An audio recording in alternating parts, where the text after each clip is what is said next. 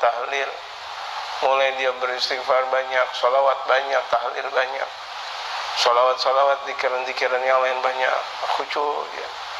Dia menyebut nama Allah, dia menyebut nama Rasulullah Sallallahu alaihi wasallam. Karena kalau kita cinta Allah berarti kita nggak pernah merasa selesai untuk menyebut nama Allah. Selalu kita mau menyebut nama Allah dengan banyaknya, dengan nikmatnya, dengan agungnya. Begitu juga Rasulullah. Kita sebut nama Rasulullah dengan banyaknya, dengan nikmatnya, dengan agungnya, terus dan terus. Sampai-sampai bahkan sebagian mereka orang yang ahli zikir sampai masuk ke toilet saja berzikir mulutnya, subhanallah, subhanallah. Oh, lagi di toilet akhirnya tapi tetap bergerak, subhanallah, subhanallah, subhanallah, Allahu Akbar, bergerak. Ini ditutup matanya, subhanallah, subhanallah, matanya ditutup, alisnya, subhanallah, subhanallah, subhanallah. Ini berkerut, subhanallah, subhanallah, subhanallah, dadanya berdetak, subhanallah, la ilaha illallah, Allahu Akbar, Allahu Akbar, Allahu Akbar. Ini orang sudah merasakan nikmat dengan zikir. Hakikat zikir kan hakikat yang disebut hakikatul zikri wa huwa hakikatul madhkur. Hakikat zikir ni zikir karena hakikat yang disebutkan nama Allah. Berarti kita merasakan sebuah kenikmatan dengan nama Allah. Terhunjam diri kita dengan keagungan Allah. Allah Akbar. Mudah-mudahan Allah berikan rasa nikmat kita untuk kita selalu menyebut nama Allah dan Rasulullah Muhammad Sallallahu alaihi wasallam, untuk kita sebut selalu guru-guru kita, kaum-kaum salihin kita. Amin ya rabbal alamin. Karena ketika kita menyebutkan mereka, ini sampah-sampah yang ada di dalam hati kita terkoyak, terbersihkan.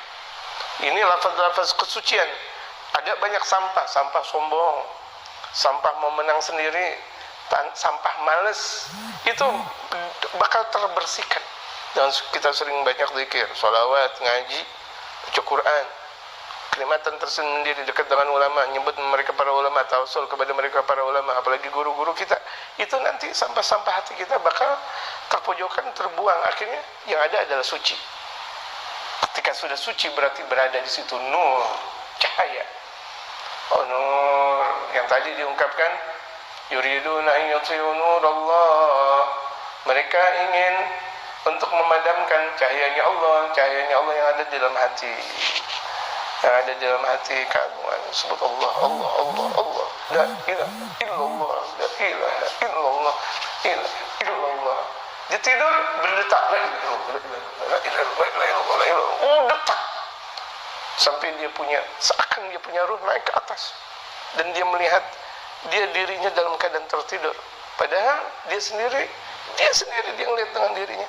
Oh ya Allah, sama baju yang dia pakai dengan ketika dia keluar, seakan dia ngelihat, ya Allah, oh saya kalau tidur begini, ya Allah. Bahkan dia bisa berkomunikasi, dia dengan dia. Nikmat sudah dia merasakan, dia berkomunikasi dengan dia.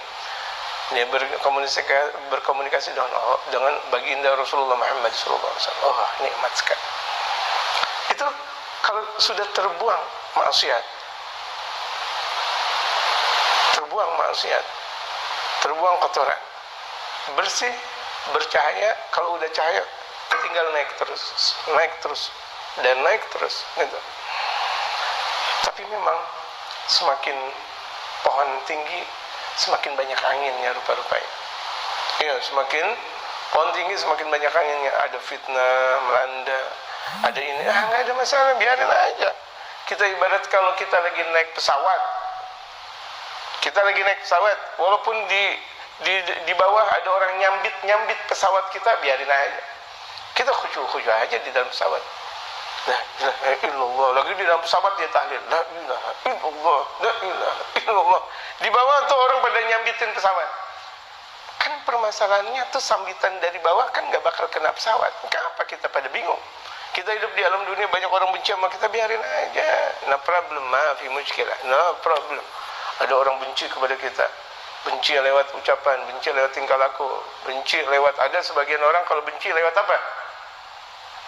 Dengan ilmu gaib, na'udzubillah min dzalik, ya biarin aja. Kenapa? Diibaratkan ketika kita berada di atas pesawat dan udah berada dalam ulang-alik. Ya, ulang-alik. Gitu, bukan ulang tahun, udah berada di ulang-alik, Masya Allah. Gak bakal kena, mereka mau nyambit apa, biarin gitu. nikmat kalau begitu. Berarti kita udah mulai tahu kita hidup di alam dunia buat apa, mulai tahu. Dan itu kan bisa terjadi kalau misalnya kita banyak haji. Bikathratil hudur, dengan banyaknya hadir. Hadir bukan cuma sekedar hadir dalam jasad saja, hadir birruh, hadir dengan roh. Kalau hadir dengan jasad nggak apa-apa, perbanyak hadir dengan jasad. Ibarat orang belum merasakan sebuah nikmat, ini kan artinya untuk merubah sifat. Merubah sifat kan banyak caranya, diantaranya dengan zikir. Itu walaupun tuh dia udah banyak zikir, tapi masih banyak maksiat, nggak apa-apa, zikir aja lagi. Nggak apa-apa, biarin. Makanya guru-guru terkadang dia ngelihat keadaan muridnya, Masya Allah, udah dikasih tahu jangan ngerokok, dia ngerokok. Udah dikasih tahu jangan ngerokok, dia ngerokok. Biarin aja dulu dah. Ya, dia doa sama Allah, ya Allah, gimana nih anak dan murid-muridku biar tidak ngerokok. Ngelihat lagi, dia ngerokok lagi. Dia balik lagi kepada Allah, ya Allah, ya Allah. Mau dipukul anak orang, nggak dipukul murid sendiri, gimana jadinya, ya Allah, kasih dong jawabannya, ya Allah. Nanti dia tersadarkan. Dia bangun tidur, dia mimpi kiamat tuh. Kemudian dia dimasukin mulutnya dengan rokok segentong. Dia tahu, wah segentong, Allahu Akbar. Satu bungkus aja dia nggak kuat, segentong. Allahu Akbar, gentong. Oh, gentong, lihat aja gentong. Yang ada di beduk-beduk itu kan gentong biasanya. Gentong, enggak. Kalau kaleng itu mah beduk anak-anak kecil. Biasanya kalau mau lebaran, ntar malam pada bikin beduk tuh anak-anak kecil. Itu beduk kecil. Ini beduk yang ada di masjid, mushola atau di majlis salim, gentong. Oh, rokok berbentuk gentong. Disuruh ngerokok tuh, lihat. Oh, malaikat langsung menghajar dia. Kamunya gara-gara ngerokok tuh. Lihat, karena doa dari mana? Dari sang guru. Doa lagi. Orang tua menghendaki perubahan sikap dalam sang anak. Misalnya anak yang dia perhatikan adalah HP mulu. Yang ditanya misalnya, Bi, HP mana? Ya Allah, ada abinya yang ditanya HP. Kan yang ditanya abi, Masya Allah, enak banget dah mandang abi, Masya Allah. Kan itu nikmat banget. Jangan ditanya HP, Bi, mana HP, ditanya HP lagi. Jadi seakan-akan abi atau uminya kalah dengan HP. Na'udzubillahi min dzalik. Tapi kan dia doa, ya Allah, ya Allah. Karena doa orang tua mustajab. Nggak usah dipukul-pukul tuh anak, nggak usah dipukul-pukul, apalagi dengan bersuara keras, nggak perlu. Doa lagi, berubah. Apalagi itu adalah darah kita, gitu. Ya kan? Itu adalah darah kita, Masya Allah. Nembus. Kalau kita doain bukan darah kita aja tembus, betul gak? Kita doain orang yang itu bukan saudara dengan kita bisa tembus. Bagaimana ketika kita mendoakan anak keturunan kita tembus? Jamaah, mereka para aulia Allah, mereka para ulama, dan saya diajarkan oleh guru-guru saya, Al-Habib Umar, ketika kita mendengarkan dari mereka para aulia Allah, kita mendengarkan dari guru-guru kita, itu tembus sampai bahkan ke anak keturunan kita. Kita ngaji dengan Al-Habib Umar, kita ngaji dengan mereka para ulama-ulama saleh, itu tembus bukan hanya ke kita saja, bahkan ke anak keturunan kita tembus. Padahal anak keturunan kita masih ada di tulang sulbi kita. Cucu kita bisa jadi belum ada. Itu udah berdampak, cucu kita nanti bakal soleh. Karena memang bapak moyangnya apa? Gemar, atau bahkan jadi orang saleh. Allah Akbar. Jadi manfaat besar ketika kita dekat dengan orang saleh. Bukan hanya kita saja yang saleh. Istri kita yang tadinya comel, Masya Allah, mulutnya lebih besar daripada gentong. Artinya apa? Banyak ngomong. Perempuan, Masya Allah, coba aja lihat di WA. Ya, lihat, laki-laki cuma bilang, gimana? Yang perempuan makanya Allah Akbar, ibaratnya kayak gitu. Lihat aja grup laki-laki dengan grup perempuan. Allahu Akbar, luar biasa. Emang tabiatnya didoain tuh sama suaminya, hasil blong. Yang tadinya ngomongnya banyak, ketika dia ngomong zikir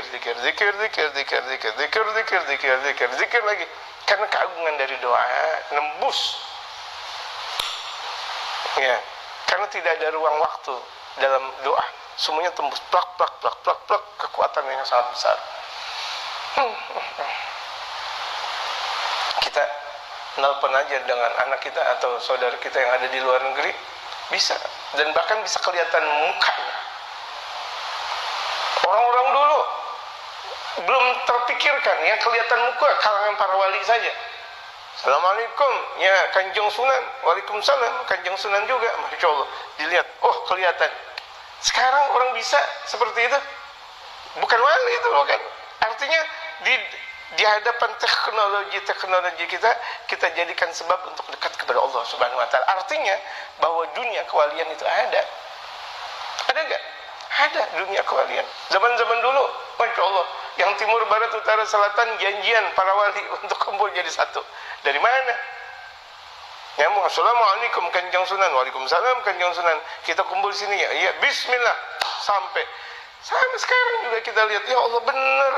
Zaman-zaman dulu di mana orang banyak tidak percaya kepada kewalian, dibuka, Assalamualaikum, Waalaikumsalam. Zoom sekarang, bahkan sekarang sekolah semuanya sekolah Zoom. Masya Allah, ilmu Zoom akhirnya. Allahu Akbar. Masya Allah, saking banyaknya tuh guru menzoom kepada murid-muridnya. Ada sebagian murid cuma terdengar, cuma kelihatan hadirnya saja, kemudian gambarnya tidak ada. Ada sebagian ada gambarnya, ada sebagian tidak ada gambarnya. Walhasil itu Allah memberikan bukti betapa mereka orang-orang soleh di zaman-zaman dahulu lebih daripada seperti itu. Aturan itu semuanya buat kembali kita kepada Allah Subhanahu Wa Taala.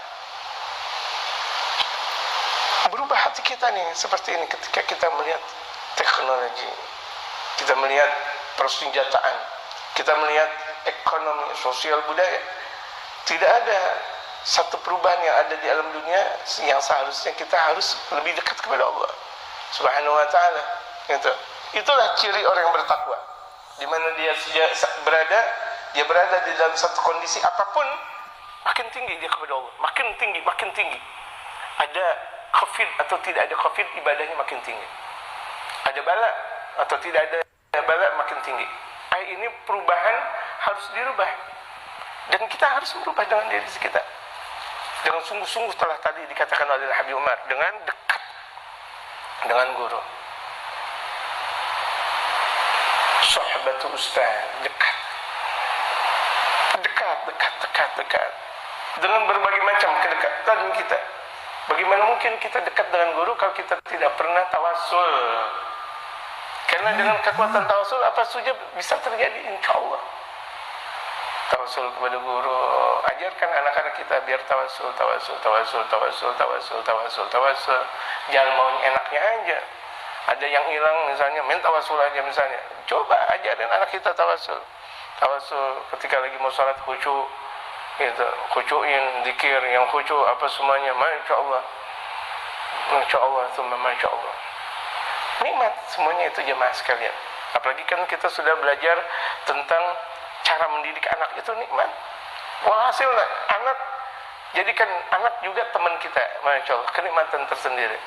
Dan suruh banyak keluar, masuk lagi, ajak pelan-pelan berada di dalam hadirat keagungan Allah dan Rasulullah Muhammad SAW. Hatta misalnya dia masuk majlis salim, dia tidur, yang penting dia masuk majlis, cuma jangan kebanyakan tidur. Ayo bangun, jangan tidur. Ayo bangun, jangan tidur. Ibaratnya seperti itu. Itu cara. Karena ini merubah sikap. Karena merubah sikap itu harus tikrar, berulang-ulang.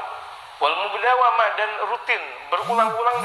Ada batu, orang menemui namanya batu apa ya, yang diantara batu-batu langka, batu geledek misalnya.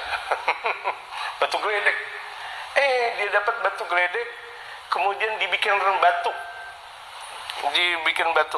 Itu proses bikin batu itu enggak sekali dua kali, digodot, dibersihin lagi, biar kelihatan apa, mentriliknya luar biasa. Sama batu-batu Yaman atau batu apa saja itu. Tadinya kan bongkahan, berbentuk bongkahan, kemudian dibikin, dan ketika membikin itu berproses. Tidak ada tahu-tahu batu model langsung blok, enggak, batu bongkahan. Dibikin, capek lagi, terus lagi dibersihin lagi, kemudian dihalusin, dikilatkan apa semuanya, jadi akhirnya batu cincin atau batu-batu ratna manikam. Ya, itu Masya Allah luar biasa. Itu semuanya karena proses. Itu kalau misalnya kita lihat batu, banyak dalam proses-proses alam. Ada misalnya pohonan ini dan itu. Kalau misalnya mau subur, dari awal, dari bibitnya, kemudian sering disiram. Manusia sering harus banyak disiram. Siramnya dengan ngaji. Aneh, dia muslim gak pernah mau ngaji. Bagaimana mau disiram? Katanya mau subur, katanya mau sabar, katanya mau syukur. Gak bisa tanpa disiram.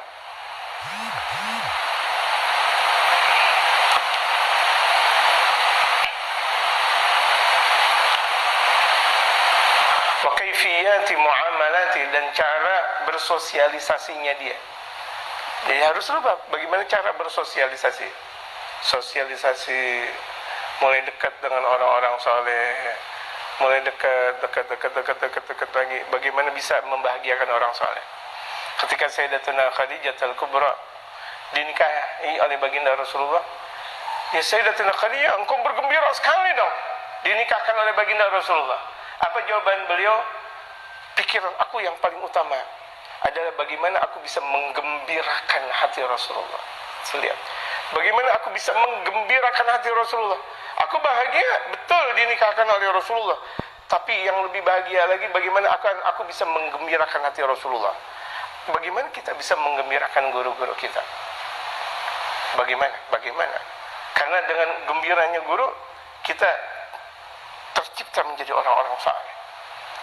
Ketika kita bisa menggembirakan hati mereka para awliya, ulama, kita bisa menggembirakan hati Rasulullah, maka kita bakal menjadi umat yang selalu dilindungi oleh baginda Rasulullah Muhammad sallallahu alaihi wasallam.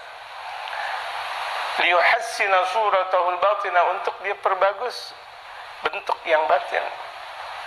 Yang zahir bisa kita perbagus dengan hal-hal yang zahir, batin dengan akhlak.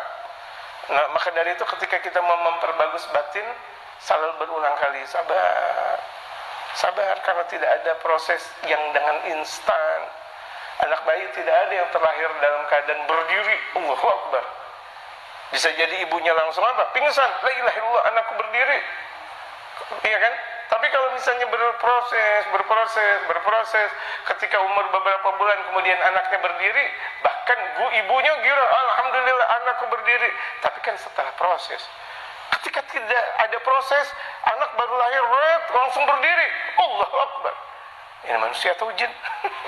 Ya kan? Akhirnya kebingungan tuh. Itulah perutnya proses.